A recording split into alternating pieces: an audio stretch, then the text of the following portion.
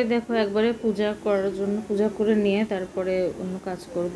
বাসি কাজ তো সব কিছু করেই ফেললাম, তো যাচ্ছি পূজার ফুল মানে ফুল তো নাই, তুলসী পাতা উঠানোর জন্য। আর দেখো কী পরিমাণ রোদ, দেখো 2 দিন 3 দিন আমার ট্রেনিং ছিল। তো নমস্কার বন্ধুরা, স্মৃতি ব্লকে সকলকে স্বাগতম। তোমরা সবাই কেমন আছো?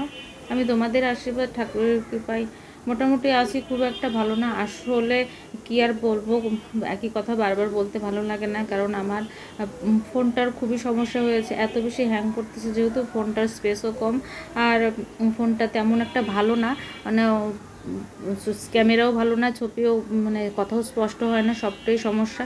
তো এইভাবে ভিডিও করতেছি আপাতত, কিছু করার নাই। তো ঠিক আছে বন্ধুরা, তো দেখতে থাকো ভিডিওটা।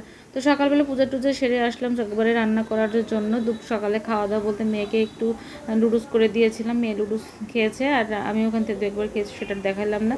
সোহাগ ভাত খেয়েছে। আর দেখো দুপুরে রান্না করার জন্য একবারে সব কেটে নিয়েছি, সবজি কাটছি, আর ডাঁটা আলু পটল দিয়ে মাছের ঝোল, আর এই যে রুই মাছ দিয়ে মাছটা কালকে নিয়ে এসেছিলো সেটাই দিয়েই আর কি রান্না করব, আর মাথা দিয়ে কাটার আবার দিব। তো তারপর রান্না করে ফেললাম, রান্না সেটা দেখাইলাম না। আর দেখো চুলাটা মোটামুটি মুছেছি, ভালো করে পরিষ্কার করে নিই, যে থালা বাসনগুলো মাঝে মানে কড়াইটার মাজা হয় নাই, আদা বাটা ছিল একটু রেখে দিলাম। আর এই তো ভাত তো সকালেই রান্না করেছিলাম, সেটাই আর কি খাওয়া দাওয়া হবে।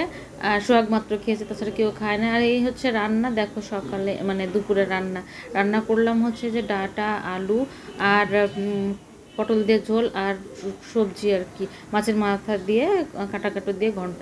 আর সকালে মিষ্টি কুমড়া সিদ্ধ আলু সিদ্ধ দিয়েছিলাম, সেটাই খাবার। আর এই যে ডালও ছিল, মসুরের ডাল, সেই ডালটা দিয়ে খাওয়া দাওয়া। আমি তো যেহেতু সকালে ভাত খাই নাই, সোহাগ মাত্র খেয়েছে।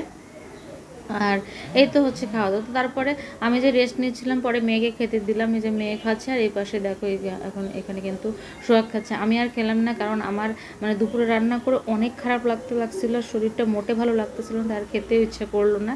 স্নান টান করে তারপরে গেলাম মেয়েকে নিয়ে প্রাইভেটে, আর কি প্রাইভেটে যেতে হচ্ছে, তোমাদের দাদার নাই, আত্রাই গিয়েছে। তো আত্রাই থেকে আসার সময় বলতে আমাকে একটা কথা বললো, যে আজকে কেউ আসতেছে বাসায়। তো কে আসতেছে তোমাদেরকে অবশ্যই দেখাবো। এই যে যাচ্ছি মেয়েকে নিয়ে প্রাইভেটে, ওখান থেকে এসে এই যে দেখো কে চলে আসছে আমাদের বাসায়। এই যে গুলুমুলু বাবুটা চলে আসছে। গুলুমুলু বাবুটা হচ্ছে আমার জায়ের ছেলে। এই তো দেখো, একে তোমরা অবশ্যই চেনো এবং জানো। এই যে দেখো বাবুরা এসে টিভি দেখতেছে, আর এসে দেখি কারেন্ট নাই, কারেন্টও ছিল না। তারপর কারেন্ট আসছে, তারপরে তোমাদেরকে দেখা দিচ্ছি। আর তোমাদের দাদা দেখো এনে বসে বসে ছোটো বাচ্চাদের মতো ফোন দেখতেছে। তো তারপরে আমি আবার বাজারে গিয়েছিলাম, মানে আসতে আসতে অনেক মানে দেরি হয়ে গিয়েছে, এখন বাজে প্রায় 10টার মতো।